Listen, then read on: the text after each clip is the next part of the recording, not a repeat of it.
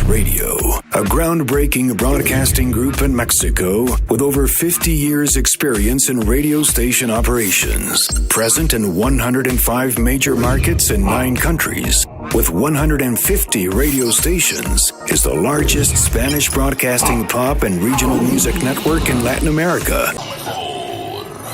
Mi nombre es Michele con the QS Realty Group. Acompáñame todos los sábados a las 10 de la mañana para informarte los varios maneras de comprar tu casa. Hablamos el sábado. Mi nombre es Sergio Ortiz de Banco Ringo, invitándolo a que sintonicen con nosotros en 1340 AM, La Mejor. Sábados de 10 a 11 de la mañana, Michelle y nosotros le brindaremos valiosa información de cómo cumplir sus sueños de adquirir su propia casa. Yo soy albañil y escucho La Mejor. Somos La Mejor.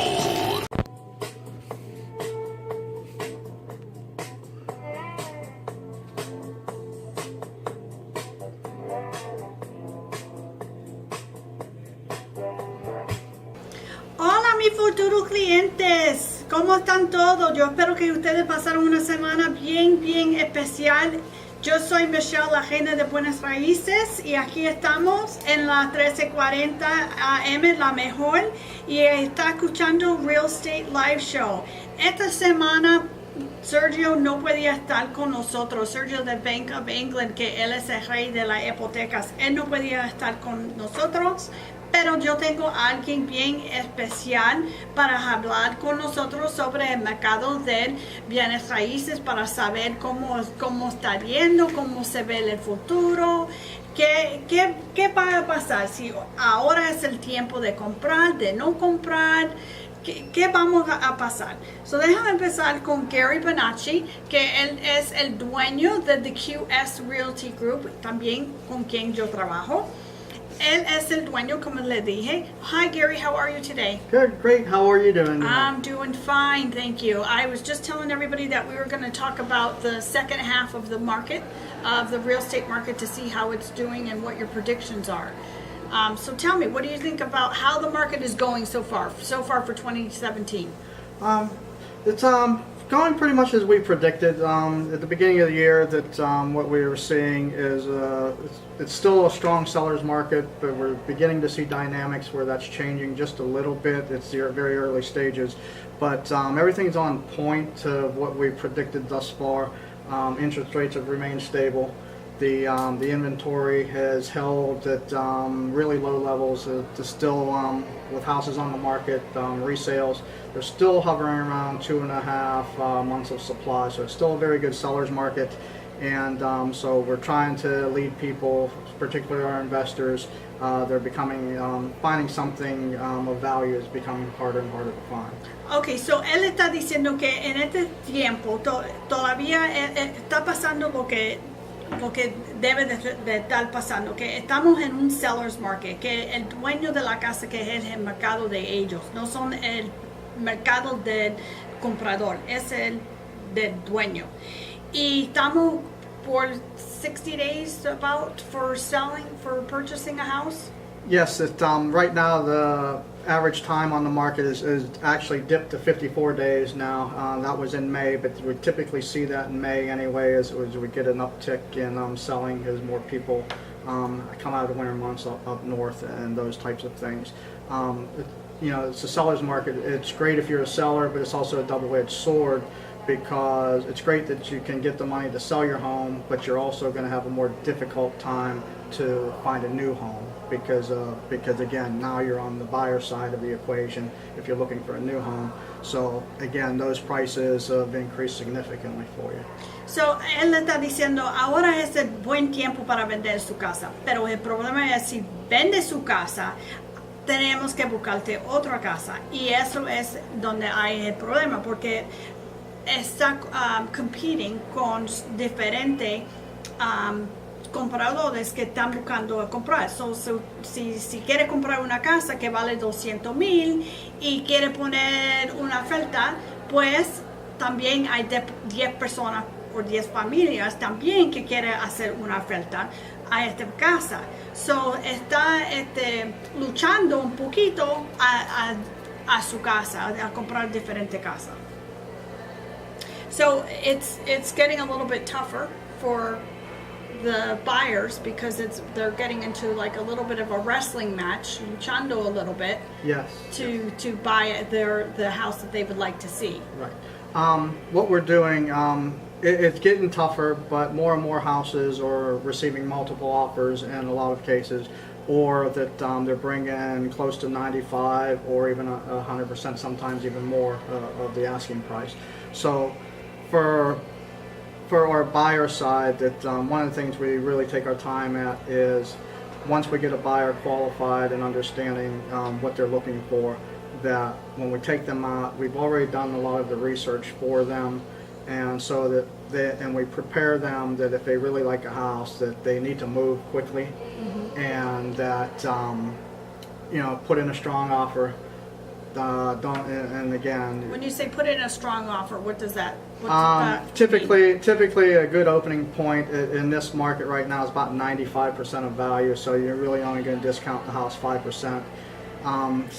Each situation is unique in real estate, as you know, but if you really like a house, be prepared to either come in at 95% or full asking price, because you significantly increase your chances of getting the home, because chances are that most of the really good homes, the ones that are priced right, will move off the market in a number of days. It won't be 50, 60 days. It'll be a week.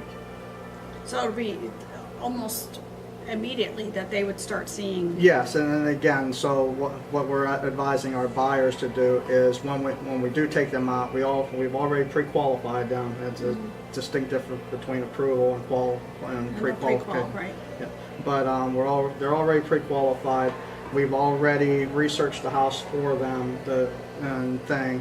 While there's always the opportunity where you get to the house, but it doesn't fit, or they don't like it for whatever reason, and that's okay. But the main thing is we already have a number going in. We have an understanding of the market, the neighborhood, what the prices are, and what the value is. And again, so we advise them at that point, put in a solid offer, and we'll go from there, and hopefully that they'll get the house of their dreams. Lo que Gary está diciendo cuando put in a solid offer, él está diciendo cuando ustedes encuentran una casa que quiere comprar, que vale 200,000, ese es el magic number, es 200,000. Piénsalo como 200,000 y pon una oferta como 95% por la oferta. So, en otras palabras, si la casa vale 200,000, vas a hacer una oferta de 95% de la oferta. So, eso, porque si vas a decir, bueno, no, solamente yo quiero poner 160, acuérdate que este es un mercado del seller.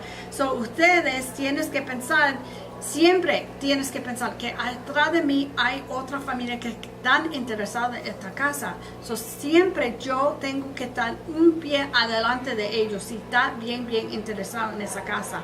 So, si estás interesado y está bien en serio de que quiere comprarlo, haz la oferta bien hecho.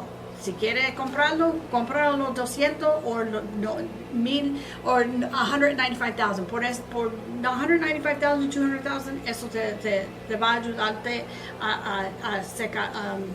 a coger esa casa. So the other thing that, how do you see the market staying in 2017 for the second half of it? Do you see it changing? Do you see it staying as a seller's market? How do you see that as? One of the things, we'll back up just a second, that I know that there's a lot of renters out there, and one of the things with that, it is a great time if you're a renter to move into a new home. While the inventory is tight, but you'll be paying far less in rent than you would be in rent. And our advice is what we're doing, instead of doing a resale for someone who's moving out a rental, that we're kind of steering them more towards the newer homes. New construction, if they qualify for that, it is probably the ideal landing place for them, because while the inventory is tight on the resale side, and you're competing against more buyers, a lot of times there's more value in buying newer construction, particularly if you can buy in phase one. Again, I think we've talked about that in the past, that if you buy in phase one, that's the ideal time, because you almost have instant equity at the end of that because. Why is that? Because when the builder now completes his inventory of phase 1, he wants to move on to phase 2 to complete the rest of the project. And typically what they do is they'll inflate the same house, the same exact house with the same exact finishes, that the builder will inflate those prices by $25,000, $30,000. So you've gained instant equity in your house. It's a little bit of a matter of timing, but the other thing is, even from an investor standpoint, or whether you're a renter moving in there, that for an investor too, we're telling them now, because of the market dynamics have changed so much, that we're telling them that go new construction, that there's 2 opportunities. They can wholesale it back to somebody else, make a couple of dollars that way before it ever gets vertical, or let it get vertical and then wait for the phase 2 and take that profit on that side of the equation. But they can't always wholesale it when it's... No, not always. But again, there's other opportunities too, particularly on the investor side too. A lot of investors choose just to rent their properties. Mm-hmm. So there's another opportunity, even as a renter, that with the new lease option available out there too, there's a good possibility if an investor owns that, you can even get into the house as a lease option, or at a lesser amount than you would be currently in an apartment complex or wherever you may be. But going forward, what we're seeing right now is, while the inventory is tight, that it's the very early signs that the market is changing, that it's flattening a little bit, that while the inventory is down, the days on the market are shrinking.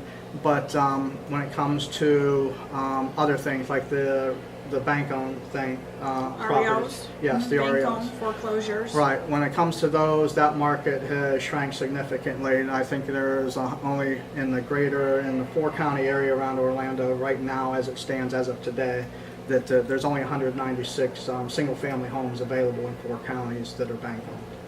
Only 196 compared to last year, which were I think that number was probably triple that last year at this time.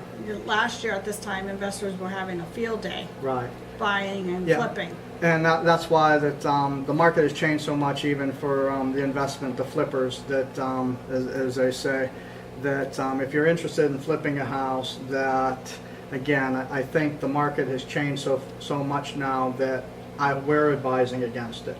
That what used to be a fairly simple process, and again, it goes back to don't believe everything you see on TV. Oh God, please don't believe everything you see on TV. No creas todo lo que ves en la televisión, porque eso no es verdad cuando están flipping a home. But because we had done some flipping earlier, about 2 years ago too, but we pretty much stayed away from it over the last 8-10 months now. We've walked away from it because we can see the market changing. And yo antes compramos casa y lo regalamos y lo vendimos. Nosotros estábamos investors, siempre comprando bajito y después regalándolo y vendiéndolo. Hicimos eso por 2 años y hicimos bien, pero en este momento ya hace como 8 o 9 meses que yo y Gary no compramos nada, porque es hora de no es el tiempo, porque ya nosotros no vemos the margins, que no hay dinero. Siempre el banco, los inventarios están bien low. Si hay inventario, hay muchos compradores que están buscando a comprar y suben el precio. Después, cuando se suben el precio, hay que regarlo. ¿Y qué pasa? Pues ahora la casa no vale lo que no hay dinero para hacer. Siempre ustedes tienen que hacer mucho más en esa casa que no se puede vender. Okay, so para mí, para vender su casa, para hacer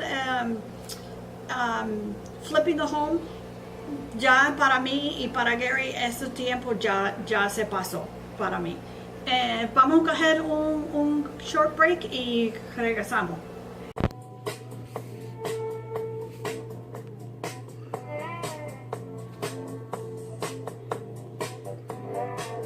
Hola mis futuros clientes, aquí regresamos. Yo soy la reina de Buenas Raíces y aquí estamos en el COI, la 1340. AM LaMejor, y aquí estoy con Gary Bonacci, que él es el dueño con the QS Realty Group. En esta semana, pobre Sergio no podía estar con nosotros. Él es el rey de las hipotecas de Bank of England. Si ustedes necesitan hablar con Sergio, que quiere saber sobre una hipoteca o refinance su casa, siempre todavía se puede llamar a 407-319-3113. Pues no te preocupes, porque Sergio va a estar con nosotros la semana que viene. Si quieres llamarme a mí, que si están buscando de vender su casa, negocio, comprar el terreno o vender el terreno, siempre me pueden llamar a 321-357-74.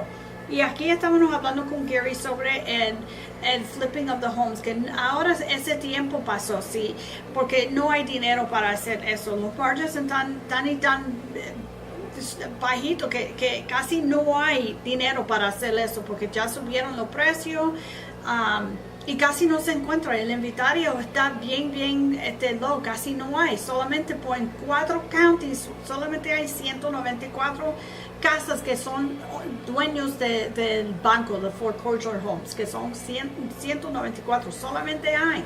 So, en este tiempo no es el tiempo de comprar y hacer un investment home. Si quieres comprar y alquilarlo y quedarte con eso, puede ser diferente historia.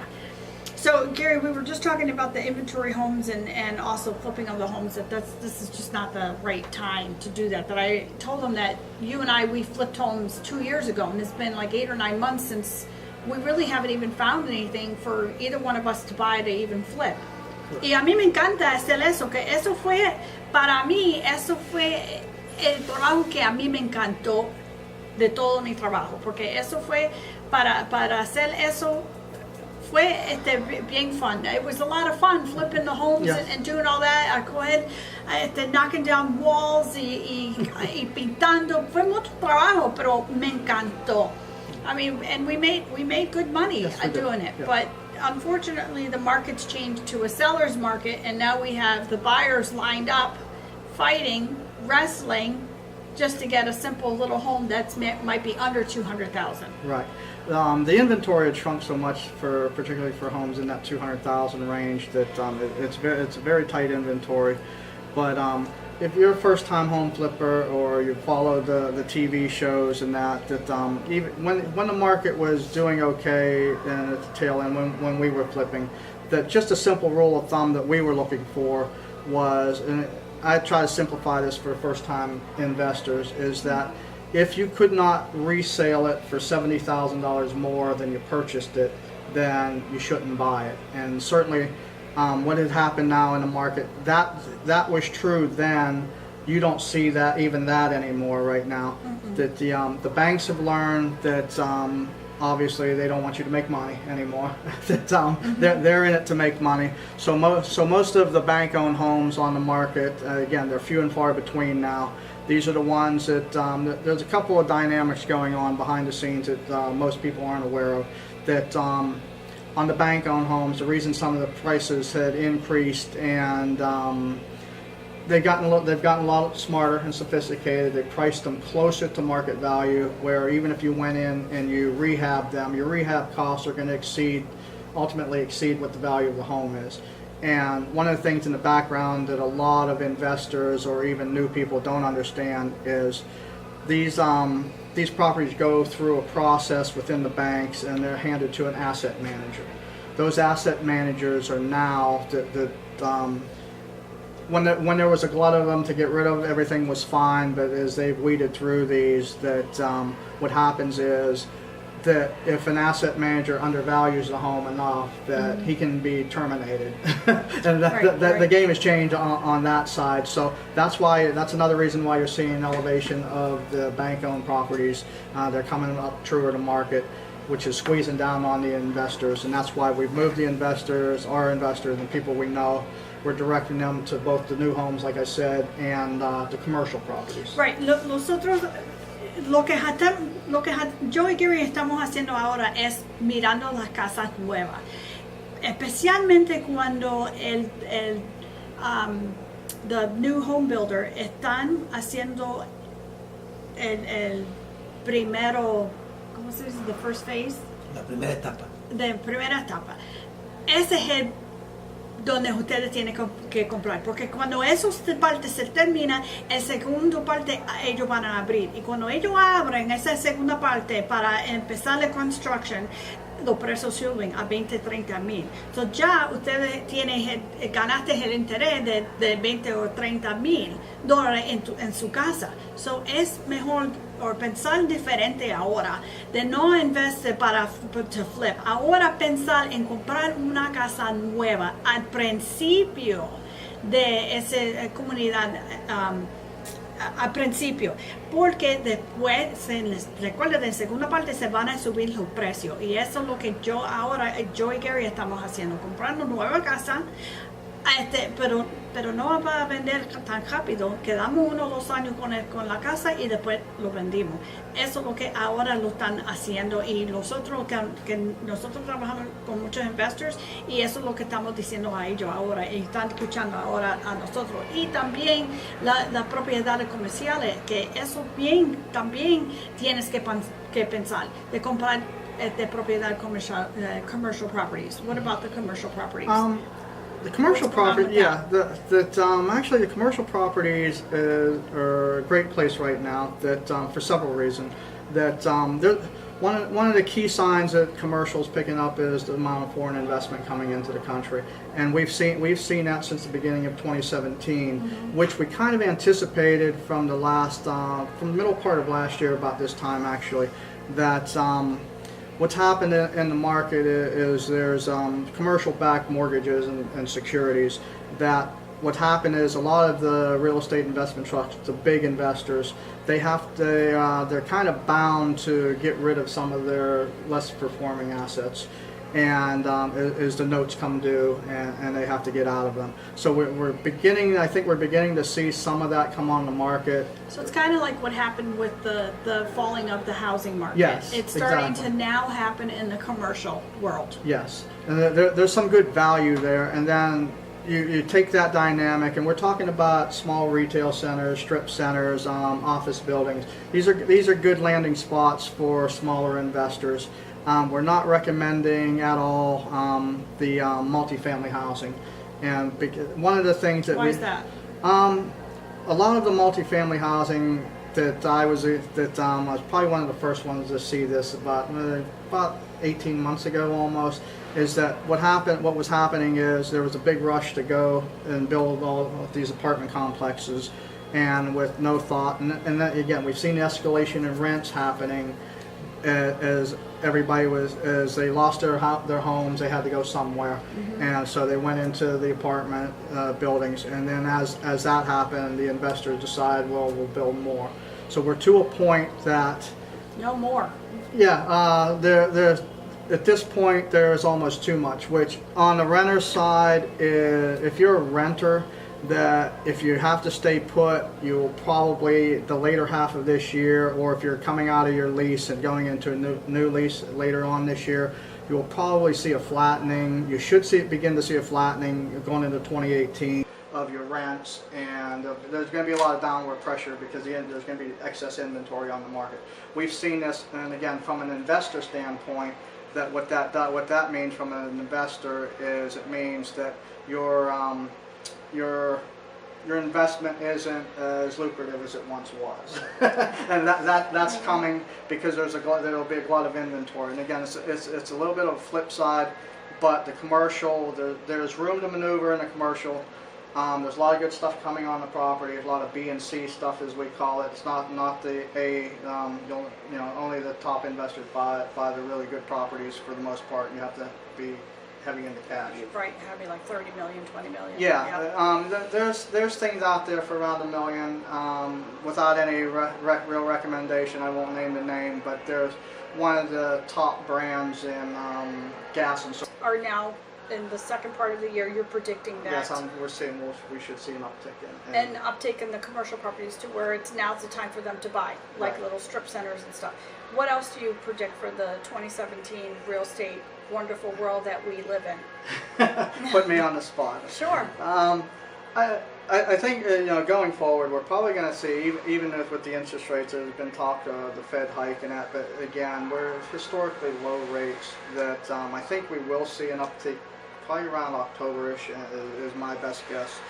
But I don't think it's going to put enough people on the sideline. I think the critical point is the builders catching up, and I think a lot of the cities and the counties are beginning to get back to streamlining their processes, get new homes built and move that way. But I think more of the same. There's tons of new homes that are coming up. I mean, everywhere you turn, there's construction going on, and there's new homes being built, new communities, new schools. There's great stuff that's happening in our world. So vamos a coger un break y regresamos ya mismo.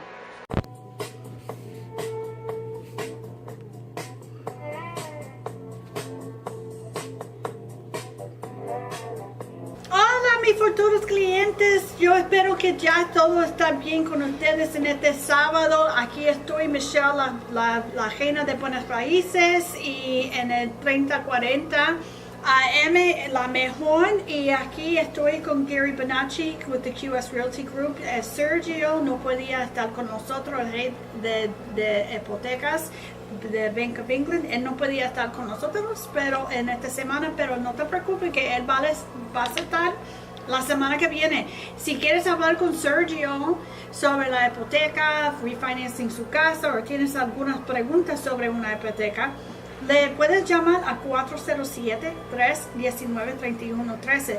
También, si ustedes no saben el crédito de ustedes, si está bien, si está mal, cómo regar su crédito, siempre se puede llamar a Sergio, que él se puede ayudar y explicar cómo ustedes se pueden regar su crédito. El número de Sergio otra vez es 407-319-3113. Y aquí estoy con Gary Bonacci, el dueño de QS Realty Group, que él es mi jefe. Y yo quería decirte a ustedes que Gary no es solamente el dueño de QS Realty Group, pero también él está certificado para manejar propiedades en este estado de Florida. Ya él manejado más de $6 billones con propiedades en comercial. So, cuando él dice que va a pasar en el mercado, él ya sabe lo que va a pasar, porque ya está certificado en buenas raíces. Porque para ese certificado es como tener como un doctor. Vamos a decir que es como un doctor en buenas raíces, especialmente que tiene ese certificado que él tiene.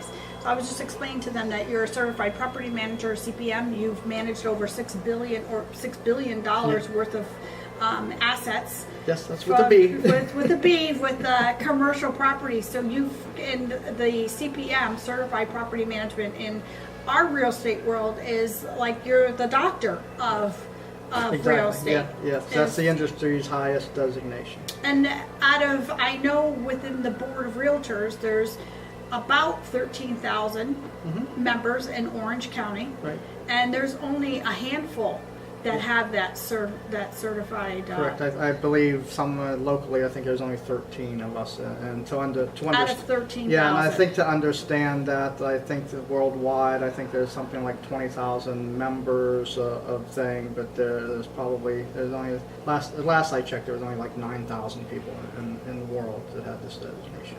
That's a great designation to have, and what an honor it is to have it. Yes, it's tough. It's tough. Yeah. So before we went back to the commercial, we were discussing the homes, the new homes and stuff. But I wanted to ask you, how do you see the sales from last year to this year? Like, how do you compare the two? Or year over year, right now, that with the latest report, that resale homes, secondary market is it's actually up 14% over last year. They're up about 600, almost 700 units over last year, month over month. So, and it's probably right now, May, like I said, you usually get into a little bit of buying season, and but for the local market here in Orlando, it's been this is the highest in the last 2 years for the number of sales in a given month.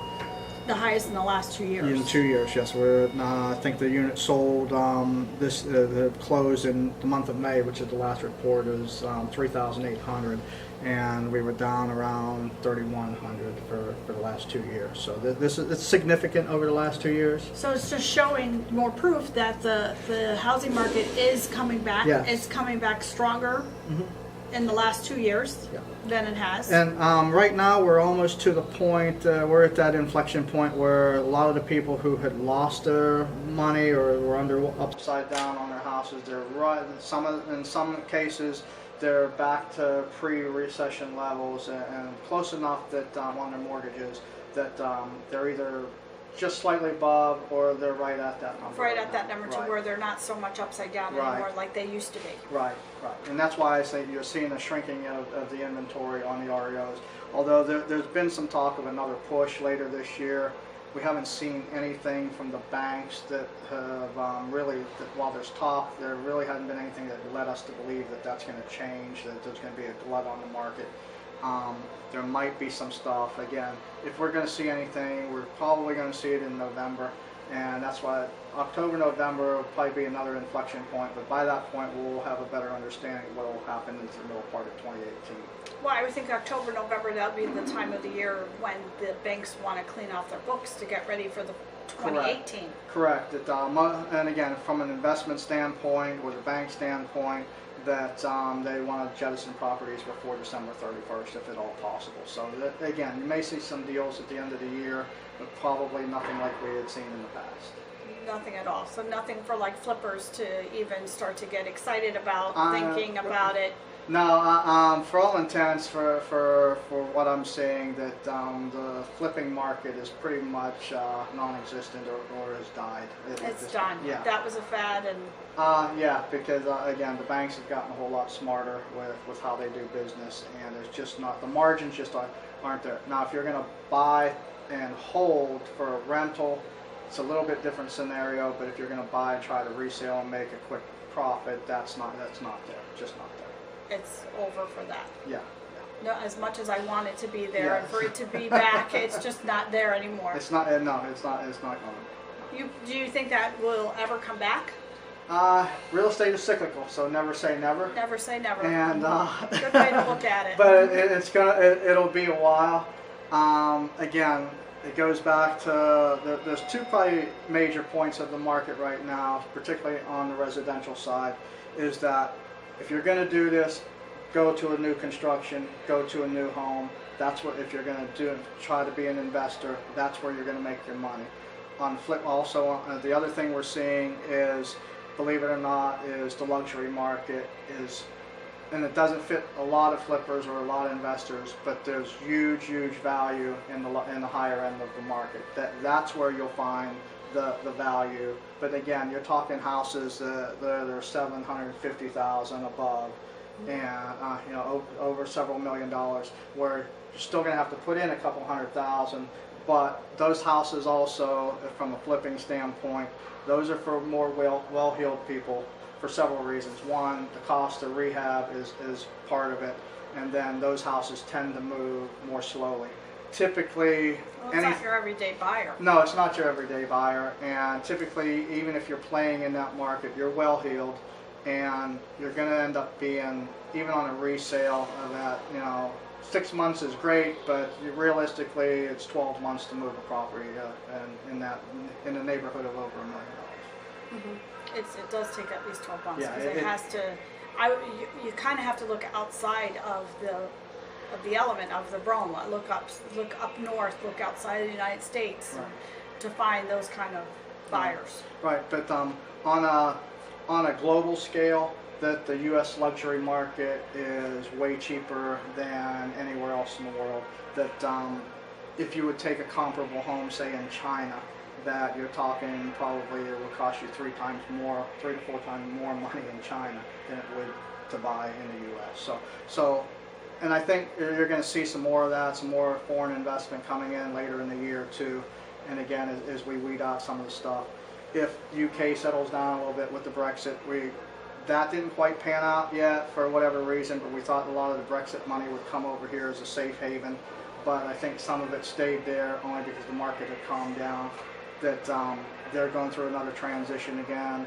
So we will see what happens in the next couple of months with what happens with in the UK, whether there'll be more investment from the UK coming this way. I think that there will be. I believe there will be, and the advantage here in Florida. Florida is probably the #1 market for doing any kind of investment, whether it's commercial or residential. Comprar un condo en la playa, pero un condo que está al frente de la playa, porque la gente quiere venir y alquilar su condo o su apartamento para ver el condo, para oírlo. So es mejor de comprar un condo al frente de la playa. Y también él estaba diciendo que el mercado sí se están cambiando un poquito y está mucho mejor en estos 2 años que en el pasado, que el mercado sigue subiendo, que es mejor. So I was just telling everybody that it's been a better market for the past 2 years, and that it's a good time for them to buy something. Yeah, it's a very good time. It's still a good time to buy. But again, it's a seller's market. Expect to pay full freight in most instances. Again, if you're going to go value and you're going to hold for rental, I would move to the coast and I would move into condos or go the commercial route. That's your best bet. And hopefully we'll touch base again in a few more weeks. And well, Gary, thank you very much for coming. You've been very informative. Thank you so much for sharing your wealth of knowledge. Your years of experience has certainly come into play. So thank you very much. Yo estaba dando las gracias a Gary por pasarle la hora conmigo. Qué rápido se fue esta hora. Y acuérdate, si ustedes están buscando una casa o un condo, terreno o algo, siempre me pueden llamar a 321-357-74 y podemos hablar y mirar casas si están buscando una hipoteca. No te olvides de llamar a Sergio del Bank of England, que el número de él es 407-319-3113. Él va a estar aquí la semana que viene. Y también nosotros podemos hablar la semana que viene sobre más diferentes cosas de buenas raíces. Hablamos la semana que pase un buen semana y hablamos. Gracias.